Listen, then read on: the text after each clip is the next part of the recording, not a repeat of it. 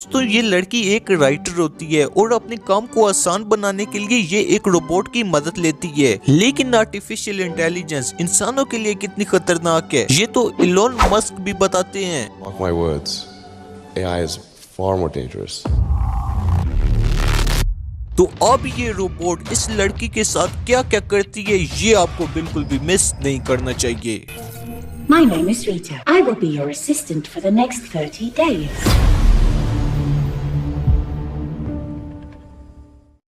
Movie start होती है तो हम क्लेयर नाम की एक राइटर को देखते हैं। ये अपनी किताब को पूरा करने में लगी होती है और काफी टेंशन में होती है क्योंकि इस पर पब्लिशर का काफी प्रेशर था। पब्लिशर इसको हर रोज कई बार फोन करता और काफी तंग किया करता। क्लेयर अब इन सब चीजों से अपना पीछा छुड़ाना चाहती थी क्योंकि उस पर काफी दबाव बढ़ रहा था और वो हर वक्त परेशान रहती। ये अब ऐसी जगह जाना चाहती है जहाँ पर इसे कोई भी तंग न करे, इसलिए ये 3 दिन के लिए एक घर को रेंट पर लेती है। इस घर में काफी ज्यादा AI फीचर्स इंक्लूड थे, साथ ही इस घर में इसकी सेवा के लिए एक एंड्रॉइड रोबोट भी था। अब क्लेयर अपना सामान उठाती है और घर के अंदर चली जाती है। घर के अंदर जाने के बाद इसकी मुलाकात वर्चुअल असिस्टेंट हेनरी से होती है। यहाँ पर हैरी इसे इस घर और इस असिस्टेंट के बारे में समझाता है। हेनरी इसे बताता है कि तुम्हारी असिस्टेंट तुम्हारी वॉइस से ही एक्टिवेट होगी। ये सुनकर क्लेयर थोड़ी बहुत खुश होती है और अपने एंड्रॉइड रोबोट जिसका नाम रीटा होता है उसे हेलो बोलती है। क्लेयर की कमांड देते ही ये रोबोट भी एक्टिवेट हो जाती है और अपने बारे में क्लेयर को बताने लगती है। साथ ही वो क्लेयर से कहती है कि अगले 3 दिन तक उसकी बुक पूरी होने में वो उसकी मदद करेगी। इसके बाद रीटा क्लेयर का बैग अनपैक करने लगती है और ये करने के बाद वो क्लेयर को गुड नाइट बोलकर वहाँ से चली जाती है। अगले दिन जब सुबह होती है तो वर्चुअल असिस्टेंट हेनरी क्लेयर को उठाता है और ब्रेकफास्ट मैनुअल सेट करने के लिए कहता है, पर क्लेयर सिर्फ कॉफी पीना चाहती थी। कॉफी पीने के बाद क्लेयर अब जॉगिंग के लिए निकल जाती है। क्लेयर जब जॉगिंग करके वापस आती है तो रीटा इसके लिए नाश्ता बनाती है। नाश्ता करने के दौरान क्लेयर को पता लगता है कि रीटा इस घर से कभी भी बाहर नहीं गई है और इसे इस घर में 2 साल हो गए हैं। अब नाश्ता कंप्लीट करने के बाद क्लेयर अपनी बुक राइटिंग का काम शुरू करती है, लेकिन इसे समझ नहीं आ रहा था कि इसे लिखना क्या है और इसी तरह इसका पूरा दिन गुजर जाता है और ये कुछ नहीं लिख पाती। अब रात हो जाती है और वो अपना मूड ठीक करने के लिए टीवी देखते हुए शराब पीने लगती है और कुछ ही देर में सो जाती है। लेकिन रात को जब क्लेयर की आंख खुलती है तो वो देखती है कि रीटा कोने में बैठी हुई है और उसने आंखें बंद की हुई हैं। क्लेयर इसे काफी उठाने की कोशिश करती है लेकिन ये कोई भी रिस्पॉन्स नहीं करती, तो फिर क्लेयर सोने के लिए चली जाती है। अगले दिन अब सुबह हो जाती है और क्लेयर रीटा से पूछती है कि तुम कल रात मेरी बातों का रिस्पॉन्स क्यों नहीं कर रही थी? क्या तुम रात को खुद को चार्ज करती हो? जिस पर रीटा कहती है कि मेरी बैटरी अगले 50 साल तक काम करने के लिए बनाई गई है, इसलिए मुझे चार्जिंग की कोई जरूरत नहीं। ये सुनकर क्लेयर कहती है कि अगर ऐसी बात है तो रात को तुम मेरी बात का रिस्पॉन्स क्यों नहीं कर रही थी? जिस पर रीटा कहती है कि मैं अपना डेली मेंटेनेंस कर रही थी ताकि मैं अपनी सर्विस को अच्छा बना सकूं। सब कुछ अब बिल्कुल ही अच्छा चल रहा था। रीटा अपने सारे काम कर रही थी लेकिन क्लेयर पता नहीं किस तरह की राइटर थी, वो अपनी बुक लिख ही नहीं पा रही थी। क्लेयर अब काफी डिप्रेस्ड रहने लगी थी। एक दिन ये अपने मूड को फ्रेश करने के लिए ड्रिंक कर रही होती है और साथ ही में हेनरी भी वर्चुअली इसे कंपनी दे रहा होता है। तभी इसके सिस्टम में कुछ खराबी आ जाती है। क्लेयर ये देखकर हेनरी से पूछती है कि क्या हुआ है, जिस पर हेनरी कहता है कि सिस्टम में कुछ मेलवेयर डिटेक्ट हुआ है, इसलिए हमें जल्द इस सिस्टम को रिपोर्ट करना होगा। हम इसके बाद तुम्हें कुछ रिपोर्ट देंगे। साथ ही वो कहता है कि रिपोर्ट के वक्त रीटा तुम्हारा ध्यान रखेगी। जिसके बाद क्लेयर रीटा को आवाज देने लगती है, लेकिन यहाँ से पता चलता है कि उस वायरस ने रीटा के सिस्टम को भी अफेक्ट किया है, जिस वजह से रीटा काफी अजीब तरीके से बिहेव करती है और क्लेयर सोने के लिए चली जाती है। अगले दिन अब सुबह होती है तो क्लेयर हेनरी को बुलाती है लेकिन वो अभी भी रिस्पॉन्ड नहीं कर रहा था। वो अब जॉगिंग के लिए जाने लगती है लेकिन आज इसके फिंगरप्रिंट से दरवाजे नहीं खुल रहे थे। जिसके बाद क्लेयर रीटा से फिंगरप्रिंट से दरवाजे ना खुलने की वजह पूछती है तो रीटा उसे कहती है कि तुम्हारे फिंगरप्रिंट्स को सिस्टम से रिमूव कर दिया गया है। कल रात सिस्टम में आई खराबी की वजह से डिफॉल्ट सिस्टम ने काम करना बंद कर दिया है। अब सिर्फ मैं ये सारे सिस्टम को कंट्रोल कर सकती हूँ और ये सारे दरवाजे भी मेरी परमिशन से ही खुलेंगे। ये सुनते ही क्लेयर कहती है तो फिर खोलो दरवाजों को। लेकिन रीटा कहती है कि मुझे इसलिए बनाया गया है ताकि आप काम पूरा कर सको, और जब तक आप अपना काम पूरा नहीं करती तब तक आप इस घर से बाहर नहीं जा सकती। इस सब से परेशान होकर क्लेयर कंपनी को कांटेक्ट करने की कोशिश करती है, लेकिन ये घर सभी एआई चीजों से अटैच्ड होता है, इसलिए वायरस ने सभी चीजों पर अटैक कर दिया था, जिस वजह से ये फोन भी काम नहीं कर रहा था और इस घर में मौजूद टीवी और कंप्यूटर सभी ने काम करना बंद कर दिया था। क्लेयर अब इमरजेंसी का बहाना करके बाहर जाने के लिए कहती है, लेकिन रीटा इससे मना कर देती है। क्लेयर को इस बात पर गुस्सा आ जाता है और वो रीटा पर हमला करती है, लेकिन रीटा इसका हाथ दबा देती है जिससे इसका हाथ फ्रैक्चर हो जाता है। तभी वर्चुअल असिस्टेंट हेनरी आता है, लेकिन अभी ये कुछ कर नहीं सकता था क्योंकि अभी इनका सिस्टम ठीक नहीं हुआ था। वो कहता है कि इस सिचुएशन में सिर्फ रीटा ही तुम्हारी हेल्प कर सकती है। क्लेयर अब किसी कंपनी के आदमी को इस लोकेशन पर भेजने के लिए कहती है, लेकिन वायरस के कारण कंप्यूटर्स और लैंडलाइन तक ने काम करना बंद कर दिया था। अब गुस्से में आकर क्लेरा चेयर को उठाकर विंडो को तोड़ने की कोशिश करती है, पर हेनरी इसे बताता है कि ये घर अनब्रेकेबल है, तुम इस घर को तोड़ तो क्या, तुम्हारी आवाज भी इस घर के बाहर नहीं जा सकती। सिस्टम में अब खराबी की वजह से रीटा हर रोज रिबूट हो रही थी और क्लेयर का हर दिन रीटा के लिए पहला दिन हुआ करता था। इसीलिए अब क्लेयर के पास इस घर से बाहर निकलने का सिर्फ एक ही रास्ता था, वो अपनी इस बुक को पूरा करने में लग जाती है। वो दिन रात मेहनत करने के बाद अपनी बुक को पूरा कर लेती है और अब अपनी किताब रीटा को देकर कहती है कि मेरी बुक पूरी हो गई है और वो अब इस घर से बाहर जाना चाहती है। इस बार पर अब रीटा भी मान जाती है और क्लेयर अपने रूम में आकर अपना सामान पैक करने लगती है, लेकिन तभी रीटा इसके पास आ जाती है और कहती है कि ये कंटेंट तुम्हारा खुद का नहीं है बल्कि तुमने किसी का चोरी करके लेके आया, इसलिए मैं दरवाजा नहीं खोल सकती क्योंकि तुमने अपना दिमाग नहीं लगाया है। क्लेयर ये सुनकर फिर से परेशान हो जाती है, लेकिन अचानक इसे एक आइडिया आता है। ये अपनी कार की लेकर विंडो के पास आ जाती है और कार के हॉर्न को शुरू कर देती है क्योंकि इसको लग रहा था कि इसकी इस चाल से कोई इसकी मदद करने आएगा, लेकिन रीटा से कहती है कि तुम्हारी ये चाल फजूल है क्योंकि इस घर के 300 मीटर तक कोई भी नहीं आता जाता। अब क्योंकि रीटा क्लेयर को असिस्ट करने के लिए बनाई गई थी, इसलिए क्लेयर इसको ऑर्डर देती है कि इस घर के 300 मीटर के दायरे में कोई भी चीज आए तो तुम मुझे बता देना। रीटा अब इसे बताती है कि 300 मीटर की दूरी में कोई आया है, लेकिन वो सिर्फ एक वुल्फ था, इसलिए कैलरी निराश हो जाती है। क्लेयर अब फिर से हेनरी से बाहर निकलने का रास्ता पूछती है, लेकिन हेनरी बताता है कि सिर्फ डोर और विंडो से ही बाहर निकला जा सकता है, जिसके बाद क्लेयर इसे इमरजेंसी प्रोटोकॉल के बारे में पता करती है, जिस पर हेनरी कहते हैं कि हाँ इमरजेंसी में गेस्ट बाहर जा सकता है क्योंकि आग लगने की सूरत में घर के एग्जिट्स ऑटोमेटिकली ओपन हो जाएंगे।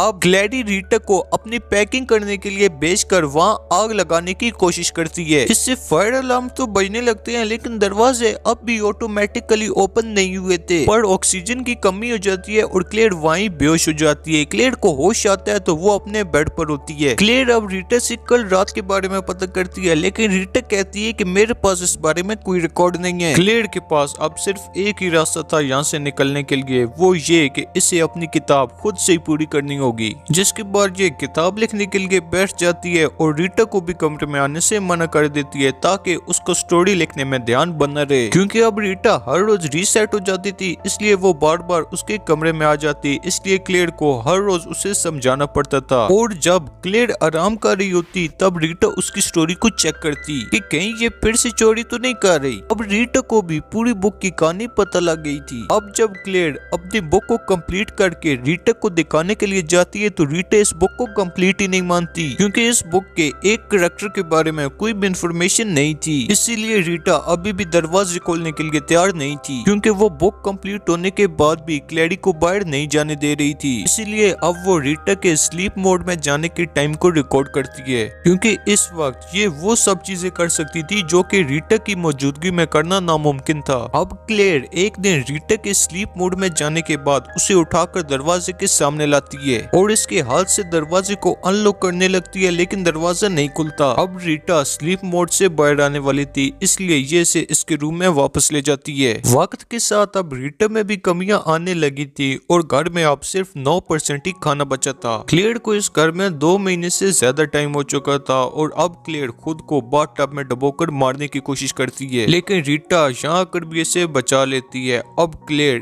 एक चाल चलती है, वो रीटा को अपनी नई बुक पढ़ने के लिए देती है और जब रीटा बुक पढ़ने में बिजी हो जाती है तो वो पीछे से आकर रीटा को इलेक्ट्रिक शॉक दे देती है, लेकिन शॉक से रीटा का सिस्टम और खराब हो जाता है और ये क्लेयर को नुकसान नुकसान पहुंचाने लगती है। रीटा क्लेड के पैरों को पकड़कर अपनी तरफ खींचती है, लेकिन तभी क्लेड के हाथ में एक पोर्ट आ जाता है जिससे वो लगातार रीटा पर हमला करती है, जिससे रीटा बुरी तरह डैमेज हो जाती है। अब क्योंकि रीटा भी डैमेज हो चुकी थी, इसलिए इमरजेंसी प्रोटोकॉल शुरू हो जाता है। क्लेड को अब घर से निकलने के लिए सिर्फ 3 मिनट मिलेंगे, इसलिए वो रीटा को लेकर दरवाजे के करीब आ जाती है। रीटा यहाँ पर काफी भारी थी, इसलिए वो उसे काफी मुश्किल से दरवाजे के पास लेकर आती है, लेकिन फाइनली रीटा के फिंगरप्रिंट से दरवाजा खुल जाता है। क्लेड घर के बाहर आने के बाद काफी रोती है, क्योंकि वो 2 महीने के बाद घर से बाहर आई थी। इसे बाहर आने की काफी ज्यादा खुशी होती है। अब क्योंकि क्लेड ने रीटा को भी बुरी तरह पीट दिया था, इसलिए ये बेचारी रोबोट भी शट डाउन हो जाती है। और अब इसी सीन के साथ ये मूवी यहाँ पर एंड हो जाती है। तो दोस्तों, आपको ये मूवी कैसी लगी कमेंट सेक्शन में जरूर बताना।